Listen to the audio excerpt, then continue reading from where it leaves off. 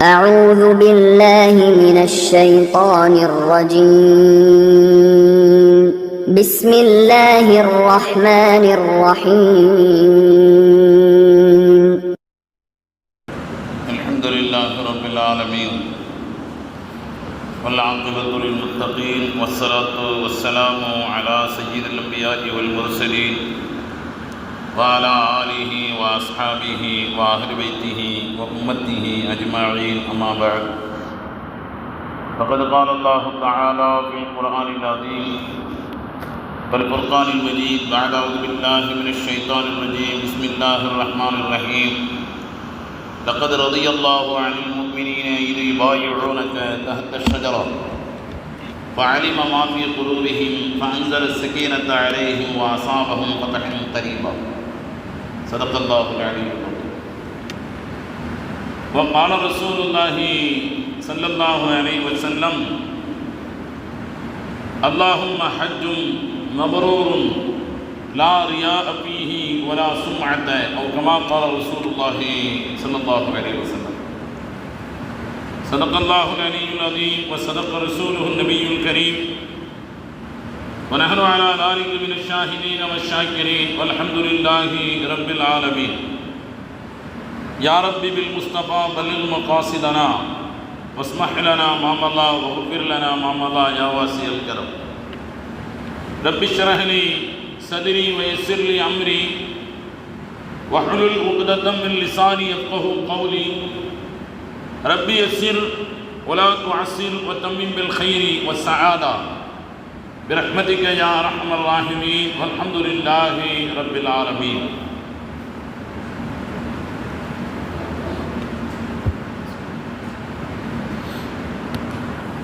புகழ் அனைத்தும் அல்லாஹ் ஒருவனுக்கே சொந்தம். சலாத்தும் சலாமும் ஷபீஉல் முஸ்லிமீன் ரசூல் அக்ரம் முஹம்மது முஸ்தபா ரசூலுல்லாஹி ஸல்லல்லாஹு அலைஹி வஸல்லம் அவர்களின் மீதும் அவர்களின் வழிமுறைகளை வாழ்க்கை நெறிமுறைகளை பின்பற்றி வாழ்ந்த உத்தம சத்திய சஹாபா சும்மல்கள் தாபிஈன்கள் தபஅ தாபிஈன்கள் ஷுஹதாக்கள் சாலிஹீன்கள் உலமாக்கள் முன்னோர்கள் நல்லவர்கள் நம் அனைவரின் மீதும் அல்லாஹ்வின் அருளும் கிருபையும் என்றென்றும் எப்பொழுதும் குறைவின்றி நிறைவாகட்டுமாக. ஆமீன் ஆமீன். கண்ணியத்திற்குரிய பெரியோர்களே, சகோதரர்களே, ஜமாத்தார்களே, உங்கள் அனைவருக்கும் என் அன்பார்ந்த அஸ்ஸலாமு அலைக்கும் வரஹ்மத்துல்லாஹி தஆலா வபரகாத்துஹு.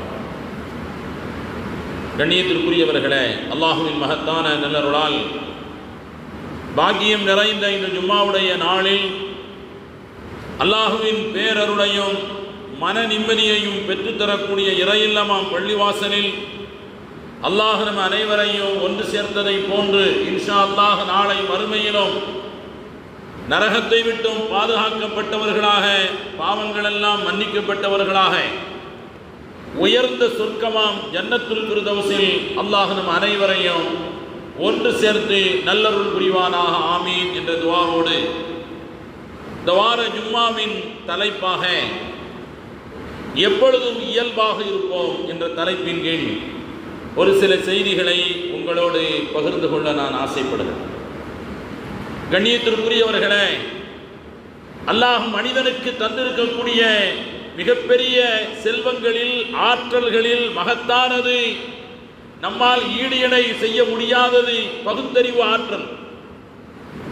செய்வதிலே, சொல்வதிலே, நம்முடைய எண்ணங்களிலே, செயல்பாடுகளில், நம்முடைய வார்த்தைகளில் எது சரியானது எது தவறானது, நம்முடைய நடவடிக்கைகளில் எது சரியானது எது தவறானது என்பதை நாமே சுயமாக சிந்திக்கின்ற அந்த ஆற்றல் இருக்கிறதே, பகுத்தறிவு ஆற்றல், அது அல்லாஹ் மனிதனுக்கு தந்திருக்கக்கூடிய மகத்தான பேரருள். அதனால் தான் குர்ஆன் ஷரீஃபில் அல்லாஹ் அதை பாராட்டுகிறான். பலில் இன்சானு அலா நஃப்ஸிஹி பஸீரா. ஒவ்வொரு மனிதனும் தன்னுடைய சுயத்தின் மீது, தன்னுடைய சுயமான சிந்தனை, செயல்கள், செயல்பாடுகள், அவருடைய எண்ணங்கள், வார்த்தைகள் அனைத்திலும் கவனம் செலுத்தக்கூடியவர்களாக, ஆழ்ந்த சிந்தனை செய்யக்கூடியவர்களாக மனிதர் இருக்க வேண்டும் என்று அல்லாஹ் அதை பாராட்டுகிறார். இயல்பான தன்மை நம்முடைய வாழ்வில் உச்சத்திற்கு போகலாம். அல்லாஹ் பாதுகாக்க வேண்டும். சில நேரங்களில் நாம் பள்ளத்திற்கு வந்துவிடலாம். ஆனால் நம்முடைய நடவடிக்கைகள் எப்பொழுதும் போல் இயல்பாக இருக்க வேண்டும். அதில் தான் மனிதனின் வெற்றி அடங்கியிருக்கிறது என்பதை நாம் புரிந்து கொள்ள வேண்டும். கண்ணியத்திற்குரியவர்களே, பாரசீக மன்னனை எதிர்த்து ஒரு பிரம்மாண்டமான போர் நடைபெறுகிறது. எர்முக் போர். அந்த போருக்கு தளபதியாக சைஃபுல்லா, அல்லாஹுவின் வாள் என்று பெருமானார் ஸல்லல்லாஹு அலைஹி வஸல்லம் அவர்களால் பாராட்டப்பட்ட ஹஜ்ரத் காலித் இப்னுல் வலீத் ரலியல்லாஹு தஆலா அவர்கள் தளபதியாக நியமிக்கப்பட்டு 30,000 வீரர்களோடு பாரசீக மண்ணில் கால் வைத்து, இன்றைய ஈரான் ஈராக் பாரசீக மண்ணிலே கால் வைத்து எதிர்த்து நிற்கின்ற படை, கடல் போன்ற படை, 3 லட்சம் பேர் கொண்ட படையை எதிர்த்து களமாடுகிறார்கள். கொஞ்சமும் பயம் இல்லை. 30,000 பேர் எங்கே, 3 லட்சம் பேர் எங்கே? களமாடுகின்ற அந்த தளபதியை நினைத்து பார்த்து பாரசீக மன்னர் வியந்து போகிறார். என்ன, இவர் 30,000 பேர் தான் வந்திருக்கிறார்கள், நாம் 3 லட்சம் பேர் இருக்கிறோம். ஆனால் தளராமல் இருக்கிறாரே, கொஞ்சமும் பயப்படாமல், அச்சத்தின் ரேகை கூட, அறிகுறி கூட அவருடைய வார்த்தைகளில், நடவடிக்கைகளில், முகத்தில் இல்லையே என்று ஆச்சரியப்பட்டு அவர் ஒரு தபால் எழுதுகிறார். காரணம், பயம் இல்லாதவனை தோல்வி தொட்டு கூட பார்க்க முடியாது. அவர் ஒரு தபால் எழுதுகிறார். எங்களிடத்தில் 3 லட்சம் நபர்கள் இருக்கிறார்கள், நீங்கள் 30,000 நபர்கள் தான் இருக்கிறீர்கள். நீங்கள் சமாதான உடன்படிக்கை இறங்கி வந்தால் நாங்கள் உங்களை விட்டுவிடுகிறோம், மன்னித்து விட்டுவிடுகிறோம், தாய்நாடு திரும்புவதற்கு அனுமதி தருகிறோம் என்றெல்லாம் அவர் ஆசை வார்த்தை எழுதி தபால் எழுதுகிறார். காலித் இப்னுல் வலீத் ரலியல்லாஹு தஆலா அவர்கள் ரொம்ப அருமையாக பதில் தபால் எழுதுவார். பாரசீக நாட்டு மன்னரின், மரியாதைக்குரிய மன்னரின் சமூகத்திற்கு, நாங்கள் எண்ணிக்கையை பற்றி எப்பொழுதும் கவலைப்படுவதில்லை, எண்ணத்தை பற்றி மட்டுமே நாங்கள் பார்க்கிறோம். வாழ்வதற்காக வேண்டி இந்த பூமியிலே வரவில்லை, மரணத்தை ஆவலோடு நாங்கள் எதிர்பார்த்து கொண்டிருக்கிறோம்.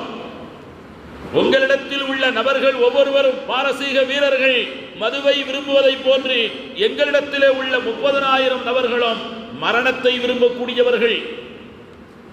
அதனால் திரும்பி போவது என்ற பேச்சுக்கோ, சமாதான உடன்படிக்கை என்கிற வரைக்குள்ள நான் வர விரும்பவில்லை, நாம் களத்திலே சந்திப்போம் என்று தபால் எழுதுகிறார்கள்.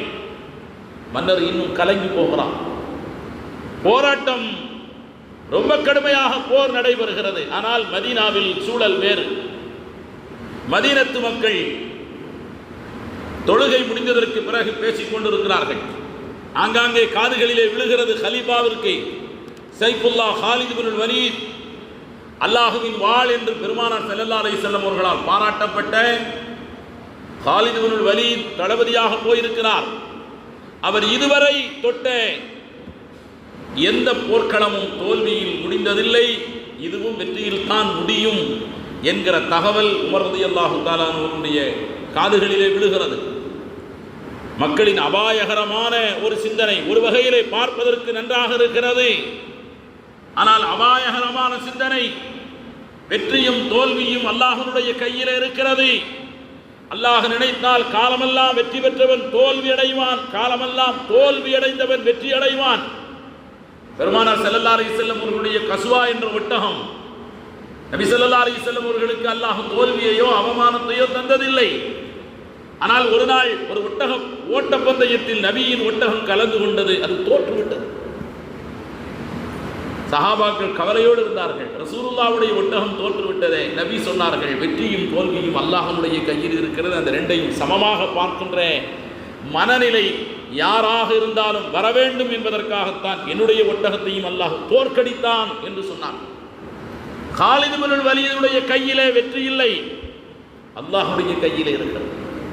எனவே உமர் ரலியல்லாஹு தஆலா அவர்கள் படைக்களத்திற்கு ஒரு அவசரமாக தபால் எழுதுகிறார். தபாலை கொண்டு வந்து தளபதியிடத்திலே தபாலை கொடுக்கிறார். தபாலை படித்து பார்க்கிறார்கள். சலாம் சொல்லிவிட்டு நலம் விசாரிப்பிற்கு பிறகு, இந்த நிமிடத்திலிருந்து உங்களை தளபதி பொறுப்பிலிருந்து நீக்குகிறேன். நீங்கள் அபூ உபைதாவிடம் உங்களுடைய தளபதி பொறுப்பை ஒப்படைத்துவிட்டு ஒரு சாதாரண போர் வீரராக உங்களுடைய பணியை தொடர வேண்டும் என்ற கலீஃபாவின் உத்தரவு வருகிறது. அவர் இடிந்து போய்விடவில்லை, தளர்ந்து போய்விடவில்லை.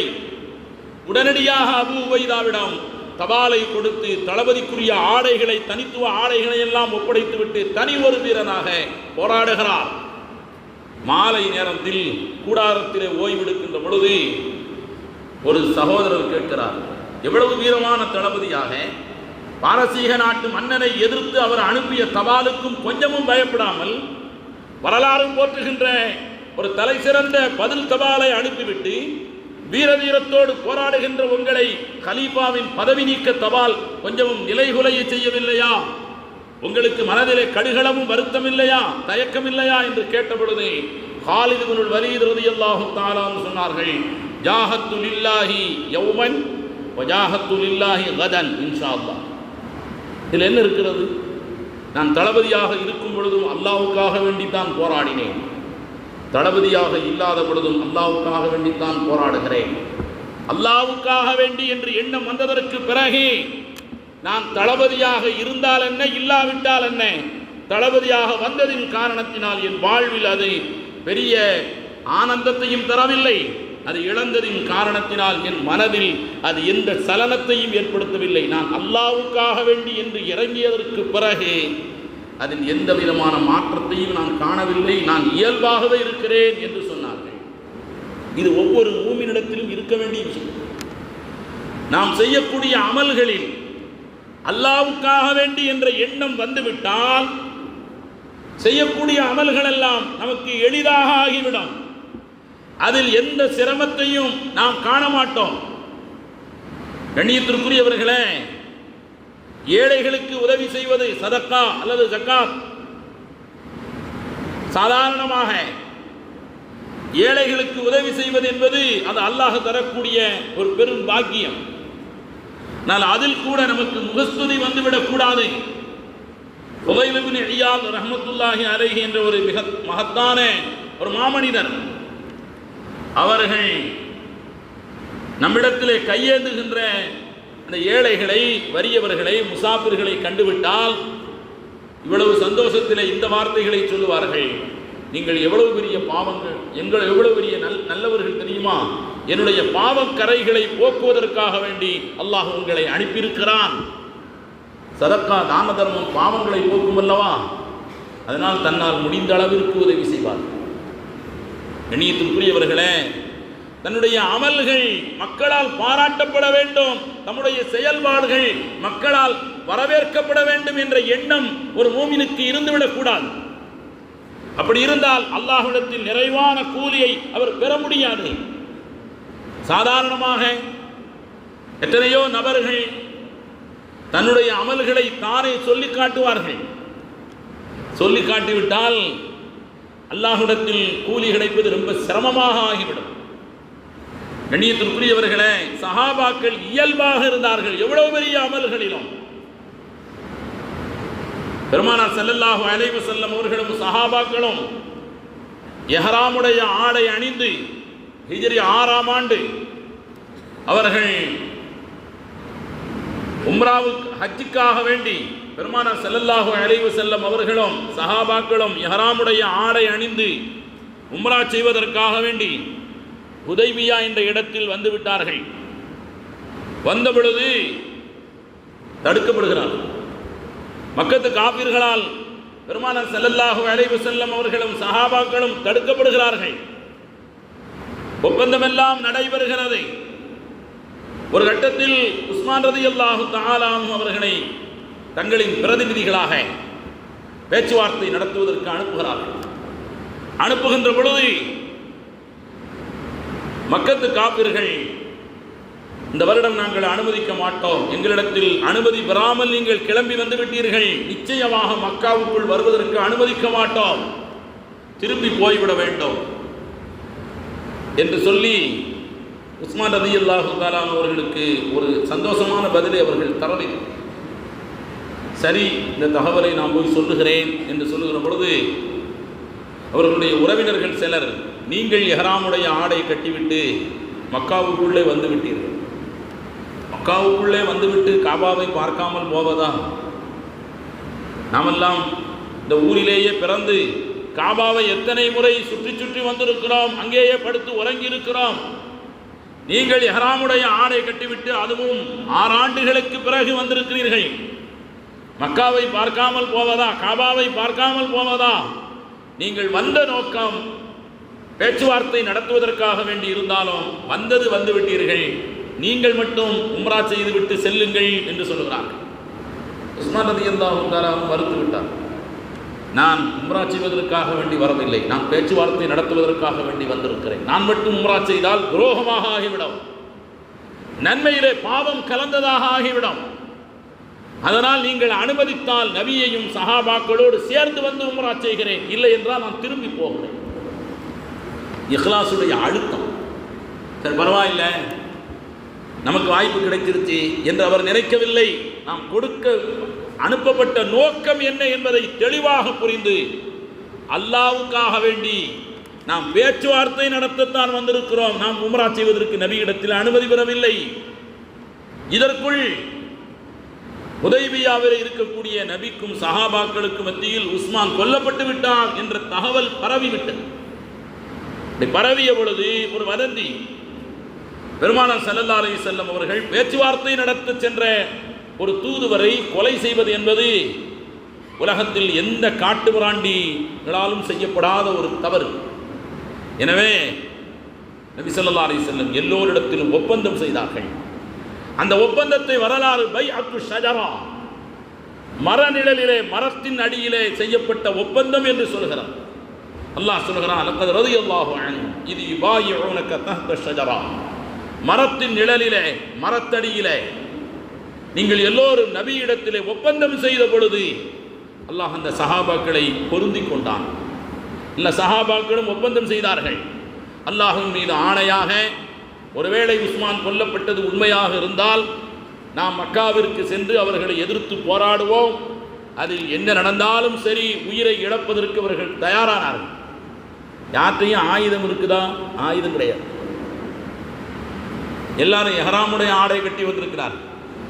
அவர்கள் போராடுவதற்கு வரவில்லை, களமாடுவதற்கு வரவில்லை, காபாவை காண்பதற்கு வந்திருக்கிறார்கள். எப்படி ஆயுதம் இருக்கும்? எந்த ஆயுதமும் இல்லை. கட்டியிருந்த இஹ்ராமுடைய ஆடையை தவிர நிராயுதபாணிகளாக இருக்கிறார்கள். ஆனால் ஒப்பந்தம் நடைபெறுகிறது. எதற்காக வேண்டி? அல்லாஹ்வுக்காக வேண்டி என்ற எண்ணம் வந்துவிட்டால் காரணங்கள் தேவையில்லை, எந்த விதமான வெளிப்புற காரணங்களும் தேவையில்லாமலும் அல்லாஹ்வால் வெற்றியை தர முடியும். இந்த வசனத்தில் ஒன்றை நீங்கள் கவனித்து பார்க்க வேண்டும். இந்த மரத்தை பற்றி சொல்ல வேண்டிய அவசியம் இல்லை. நபியிடத்தில் நீங்கள் எல்லோரும் உயிரையே தருவதாக ஒப்பந்தம் செய்த பொழுது உங்களின் தியாகத்தை நினைத்து அல்லாஹ் உங்களை பொருந்தி கொண்டான் என்பதோடு அல்லாஹ் நிறுத்தி இருக்கலாம். அல்லாஹ்வுடைய வார்த்தை ஒவ்வொன்றும் 1000 அர்த்தங்கள் கொண்டதாக இருக்கும். தஹ்த ஷஜரா, மரத்திற்கு கீழே என்று அல்லாஹ் ஏன் சொல்கிறான் தெரியுமா? திருக்குர்ஆனுடைய விரிவுரையாளர்கள் ரொம்ப அழகாக விளக்கம் சொல்கிறார்கள். சாதாரணமாக ஒரு போர்க்களத்திற்கு செல்வதாக இருந்தால், அதிலும் உயிரையே தியாகம் செய்யக்கூடிய அளவிற்கு இராணுவ நடவடிக்கைகளை ஈடுபடுவதாக இருந்தால், அது குறித்து ஆலோசனை செய்வதற்கு பெரிய பெரிய இடங்களிலும் மஹால்களிலும் மட்டுமே ஆலோசனை செய்யக்கூடிய அந்த மக்கள் நிற்கின்ற இடத்திலேயே, அது மரமாக இருந்தாலும் சாதாரண மர நிழலிலே ஒன்று கூடியும் கூட ரொம்ப பெரிய காரியங்களை செய்வதற்கு தியாகத்திற்கு முன்வருகிறார்கள் என்று சொன்னால் அவர்கள் தங்களுடைய வாழ்க்கையை இயல்பாக ஆக்கிக் கொண்டார்கள். மற்றவர்களுக்கு காட்ட வேண்டும் என்பதற்காக வேண்டி அல்ல, இயல்பாகவே இருக்க வேண்டும். அல்லாஹ்வுக்காக வேண்டி என்ற எண்ணம் மனதிலே இருக்க வேண்டும். அல்லாஹ்வுக்காக வேண்டி என்ற எண்ணம் மனதில் இருக்கின்ற பொழுதுதான் நீங்கள் செய்கின்ற சின்ன அமலாக இருந்தாலும் அது பிரம்மாண்டமான கூலி. ஒரு பேரறிஞர் அவர் தன்னுடைய சுய வரலாற்றிலே சொல்கிறார், நான் ஹஜ்ஜுக்கு சென்றிருந்தேன் ஒரு ஆண்டு. அந்த வருடம் மினாவிலே நான் படுத்திருக்கின்ற பொழுது ஒரு கனவு ஒன்று காண்கிறேன். அந்த கனவிலே ரெண்டு மலக்குமார்கள் மனிதர்களின் உருவத்திலே ரெண்டு நபர்கள் பேசிக் கொள்கிறார்கள். அவர்கள் பேசிய விஷயத்தை வைத்து அவர்கள் மலக்குமார்களாக இருப்பார்கள் என்று நான் புரிந்து கொண்டேன். இந்த ரெண்டு பேரும் பேசுகிறார்கள். ஒருவர் கேட்கிறார், இந்த வருடம் எத்தனை பேர் ஹஜ்ஜுக்கு வந்திருக்கிறார்கள்? இவ்வளவு பேர் இருப்பார்கள் என்று இன்னொருவர் சொல்கிறார். அவர்கள் எல்லோருடைய ஹஜ்ஜும் ஏற்றுக்கொள்ளப்பட்டு விட்டதா? நியாயப்படி பார்க்க போனால் எல்லோருடைய ஹஜ்ஜும் ஏற்றுக்கொள்ளப்படவில்லை. கொஞ்சம் பேருடைய ஹஜ்ஜு தான் ஏற்றுக்கொள்ளப்பட்டது. ஆனால் டமாஸ்கஸிலே, திமிஷ்கிலே, சிரியாவின் தலைநகர் திமிஷ்கிலே ஒரு நபர் இருக்கிறார். அவர் ஹஜ்ஜுக்கே வரவில்லை. ஆனால் அவரின் பொருட்டால், அவர் செய்த தியாகத்தின் காரணத்தினால் அல்லாஹ் எல்லோருடைய ஹஜ்ஜையும் அங்கீகரித்துக் கொண்டான் என்று சொன்ன பொழுது எனக்கு இருப்பு கொள்ளது. கனவு முடிந்து எனக்கு இருப்பு கொள்ளாமல் ஹஜ்ஜினுடைய காலம் 2-3 நாட்களிலே முடிந்த பொழுது நான் அவரை தேடி டமாஸ்கஸுக்குத்தான் செல்கிறேன், என் நாட்டிற்கு செல்லவில்லை. அவர் குறிப்பிட்ட தெருவிலே அவரை நான் சந்திக்கிறேன்.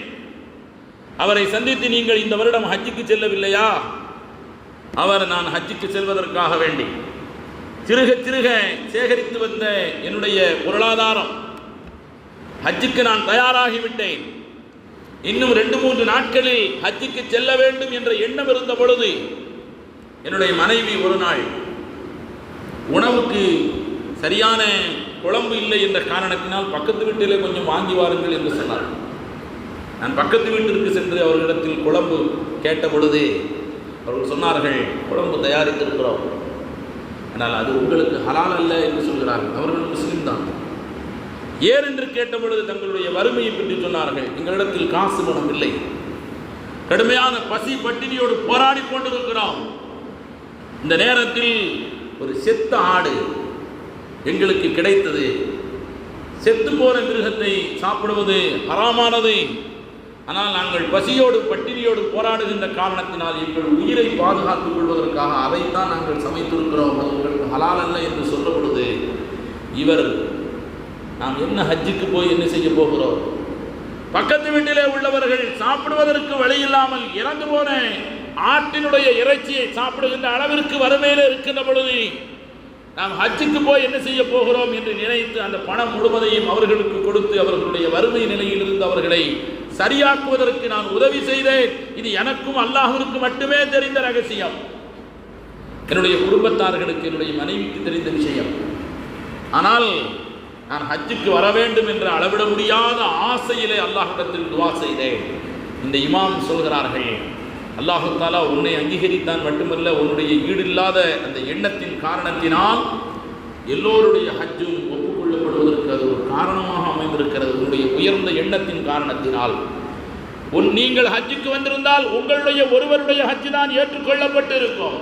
உன்னுடைய உயர்ந்த எண்ணத்தின் காரணத்தினால் அல்லாஹ் அதை எல்லோருடைய ஹஜ்ஜும் ஏற்கப்படுவதற்கு ஒரு காரணமாக ஆக்கியிருக்கிறான் என்று சொன்ன பொழுது அல்லாஹ்வுக்காக வேண்டி தன்னுடைய ஆசைகளை கூட விட்டுக் கொடுத்த ஒரு தியாகத்தின் அடிப்படையாக இருக்கக்கூடிய முன்னோர்கள் நமக்கு வழிகாட்டி இருக்கிறார். பெருமானார் ஸல்லல்லாஹு அலைஹி வஸல்லம் அவர்கள் மக்கா வெற்றி கொள்ளப்பட்டதற்கு பிறகு அந்த வருடம் ஹஜ்ஜுக்கு வருகிறார். ஒரு நேரம் இருந்தது, மக்காவிலிருந்து ஓடி ஒளிந்து மதீனாவிற்கு சென்றார்கள். ஹிஜ்ரத்திலே மக்காவிற்குள்ளே 3 நாட்கள் உம்ரா செய்வதற்கு அனுமதி கிடைக்காமல் மக்காவாசிகள் துரத்தினார்கள். ஹுதைபியா ஒப்பந்தம் நடந்தது. இப்பொழுது மக்கா வெற்றி கொள்ளப்பட்டு விட்டது. மக்காவின் தன்னிகர் இல்லாத ஆட்சியாளர்களாக பெருமானார் ஸல்லல்லாஹு அலைஹி வஸல்லம் அவர்கள் ஹஜ்ஜுக்கு வருகிறார்கள். ரசூலுல்லாஹி ஸல்லல்லாஹு அலைஹி வஸல்லம் அவர்களோடு ஹஜ்ஜிலே இணைந்து கொள்ள வேண்டும் என்று மதீனாவிலிருந்து மக்காவிற்கு வருகின்ற வழியிலே ஒவ்வொரு ஊரை சார்ந்தவர்களும் ஆங்காங்கே லட்சக்கணக்கான மக்கள் இஹ்ராம் அணிந்து தல்பியா முழக்கத்தோடு காத்திருக்கிறார். ஒவ்வொரு ஊரையும் தாண்டுகின்ற பொழுது அந்த ஊர்க்காரர்கள் நபியோடு சேர்ந்து ஹஜ்ஜிலே இணைந்து கொள்கிறார்கள். மக்காவின் ஜனாதிபதியாக பெருமானார் ஸல்லல்லாஹு அலைஹி வஸல்லம் அவர்கள் முதன்முறையாக அதை வெற்றி கொள்ளப்பட்டதற்கு பிறகு அந்த மண்ணிலே ஹஜ்ஜுக்காக வேண்டி கால் பதிக்கப் போகிறார்கள். ஆயிரக்கணக்கிலே லட்சக்கணக்கான மக்கள் தல்பியா சொல்லி இணைந்து கொள்கிறார்கள். அவ்வளவு மகத்தான வரலாற்றிலே பொன்னெழுத்திலே பொறிக்கப்பட வேண்டிய அந்த பயணத்தில் ஒட்டுமொத்த உலகமும் அவர்களை உற்று நோக்கி கொண்டிருக்கின்ற பொழுது ரசூலுல்லாஹ்வுடைய அணிந்திருந்த ஆடையை பற்றி ஒரு சஹாபி சொல்கிறார், பெருமானார் ஸல்லல்லாஹு அலைஹி வஸல்லம் அவருடைய ஒட்டகத்தின் மீது அமர்வதற்கென்று இருக்கை இருக்கும். அவரவர்கள் ஆயிரக்கணக்கான திருகங்கள் செலவழிக்கின்ற பொழுது நபி ஸல்லல்லாஹு அலைஹி வஸல்லம் 4 திருகத்தையும் தாண்டாத ஒரு சாதாரணமான விரிப்பைத்தான் அதன் மீது அமர்ந்திருந்தார்கள். மகத்தான வெற்றி. ஒரு மிகப்பெரிய ஜஸீரத்துல் அரபுடைய அரபு தீபகற்பத்தின் அதிபராக ஆனதற்கு பிறகும் நடவடிக்கைகளில் எந்த மாற்றமும் இல்லை. ஒரு துஆவை மக்கள் கூட்டம் கூட கூட ஒரு துஆவை சொல்லிக் கொண்டே இருந்தார்கள். அல்லாஹும்ம ஹஜ்ஜும் மப்ரூர் லா ரியா ஃபீஹி வலா சும்அத். கூர்ந்து கவனித்த சஹாபாக்கள் பிற்காலத்திலே சொல்கிறார்கள், இப்படி சொன்னார்கள், இறைவா ஹஜ்ஜும் மப்ரூர், ஒப்புக்கொள்ளப்பட்ட ஹஜ்ஜாக மட்டும் இதை ஆக்கு. இதில் பேரோ புகழோ முகஸ்துதியோ பெருமையோ கலந்து விடாமல் பார்த்துக்கொள். லா ரியா ஃபீஹி வலா சும்அத். இதில் பெருமை வந்துவிடக்கூடாது. நம்மோடு எத்தனை பேர் வருகிறார்கள்? ஒவ்வொரு ஊரை தாண்டுகின்ற பொழுது அந்த ஊரிலே உள்ள ஆயிரக்கணக்கான பேர் நம்மோடு இணைந்து விட்டார்கள். நாம் மக்காவை கைப்பற்றுகிறோம். இப்பொழுது அகதியாக அல்ல, மக்காவின் மன்னராக, மக்காவின் ஜனாதிபதியாக அந்த பூமியிலே நுழைகிறோம் என்ற எந்த எண்ணமும் எனக்கு வந்து விடாமல். லா ரியா ஃபீஹி வலா சும்அத். இது ஹஜ்ஜாக இருக்க வேண்டும், ஒப்புக்கொள்ளப்பட வேண்டும். நபியாக இருக்கிறார்கள், ஃபாத்தமுல் அம்பியா வல் முர்சலீன், அஷ்ரஃபுல் மஹ்லூகாத். ஆனாலும் அல்லாஹ்வின் மீது அல்லாஹ்விடத்தில் கேட்கிறார்கள், ஹஜ்ஜும் மப்ரூர், ஒப்புக்கொள்ளப்பட்ட ஹஜ்ஜாக இருக்க வேண்டும். லா ரியா ஃபீஹி வலா சும்அத். இதில் எந்த விதமான பெருமையோ தற்பெருமையோ பிறருக்கு காட்ட வேண்டும் என்ற எண்ணமோ எந்த இடத்திலும் வந்துவிடக்கூடாது என்று பெருமானார் ஸல்லல்லாஹு அலைஹி வஸல்லம் அவர்கள் துஆ செய்கிறார். கண்ணியத்திற்குரியவர்களே, அப்படியானால் நம்முடைய அமல்கள் அல்லாஹ்வுக்காக வேண்டி என்று அமைகின்ற பொழுது அதில் அல்லாஹ் மகத்தான வெற்றியை தருகிறார். எத்தனையோ ஹஜ்ஜுகள், எத்தனையோ வணக்க வழிபாடுகள் ஆடம்பரமாக நடைபெறுகிறது. நாம் அதில் ரொம்ப கவனமாக, ரொம்ப எச்சரிக்கையாக இருக்க வேண்டும். மாலி நாட்டை சார்ந்த, தென்னாப்பிரிக்காவின் மாலி என்ற பகுதியை சார்ந்த ஒரு மன்னர், ஹிஜ்ரி 1324ஆம் ஆண்டு மூசா அல் மன்ஷா என்ற ஒரு அதிபர், உலகத்திலே அதிகமான செல்வாக்கோடு ஹஜ் செய்தவர் என்று அவரை பதிவு செய்திருக்கிறது வரலாறு. அவர் தன்னோடு 12,000 அடிமைகளை உடன் அழைத்துச் சென்றார். அவர் அந்த நாட்டினுடைய அதிபர். தங்கச் சுரங்கங்கள் அதிகமாக இருக்கின்ற பகுதி அது. 12,000 அடிமைகளை அழைத்துச் சென்றார். ஹிஜ்ரி 1324ஆம் ஆண்டு. ஒவ்வொரு அடிமைகளிடத்திலும் 2 கிலோ தங்கத்தை அவர் கொடுத்து வைத்திருக்கிறார். 12,000 அடிமைகளை அழைத்துச் செல்கிறார். ஒட்டகங்கள் சுமார் 200ஐ நெருங்கக்கூடிய ஒட்டகங்கள், ஒவ்வொரு ஒட்டகங்களிலும் நூற்றுக்கணக்கான கிலோக்களிலே தங்கம் இருக்கிறது. அவர் நாட்டிலிருந்து தொடங்கி மக்கா செல்லும் வரை இடைப்பட்ட ஏழைகளுக்கு தங்கத்தை வழங்கினார் அல்ல, தங்க கட்டிகளை அவர் வழங்கினார். ஆங்காங்கே முடிந்த அளவிற்கு நூற்றுக்கணக்கான பள்ளிவாசல்களை நிர்மாணம் செய்வதற்கு ஏற்பாடு செய்தார். அவர் திரும்பி வருகின்ற பொழுது தன்னோடு வந்த அடிமைகளுக்கு கூட செலவுக்கு பணம் இல்லாமல் சிரமப்பட்டு வந்து சேர்ந்தார் என்று அவருடைய வரலாறை பதிவு செய்கிறார். எல்லாவற்றையும் அவர் காலி செய்து விட்டார். கண்ணியத்திற்குரியவர்களே, இந்த பிரம்மாண்டமான ஹஜ்ஜை நினைத்து பார்க்கின்ற பொழுதும் இன்னொரு பக்கத்தில் பெருமானார் ஸல்லல்லாஹு அலைஹி வஸல்லம் உட்கார்வதற்கு கூட ஒரு 4 திர்ஹம் மதிப்புடைய ஒரு ஆடையை விரித்துத்தான் உட்கார்ந்தார்கள் என்றால் இது எவ்வளவு உன்னதமான ஹஜ்ஜி, அதில் எவ்வளவு பெரிய லில்லாஹி அல்லாஹ்வுக்காக வேண்டி என்ற எண்ணம் கலந்திருக்கிறது என்ற அந்த இஹ்லாஸினுடைய அழுத்தத்தை நாம் நினைத்து பார்க்க வேண்டும். அல்லாஹ் நாம் செய்யக்கூடிய அமல்கள் சின்னதாக இருந்தாலும் பெரியதாக இருந்தாலும் அல்லாஹ்வுக்காக வேண்டி என்ற எண்ணம் மிகைத்திருக்க வேண்டுமே தவிர அதில் பேர் புகழ் வந்துவிடக்கூடாது என்பதிலே நாம் கவனமாக இருக்க வேண்டும். அல்லாஹ் நம் அனைவருக்கும் நல்ல தௌஃபீகை தந்தருள் புரிவானாக. ஆமீன். வஆகிரு தஅவானா அல்ஹம்துலில்லாஹி ரப்பில் ஆலமீன். அஸ்ஸலாமு அலைக்கும்.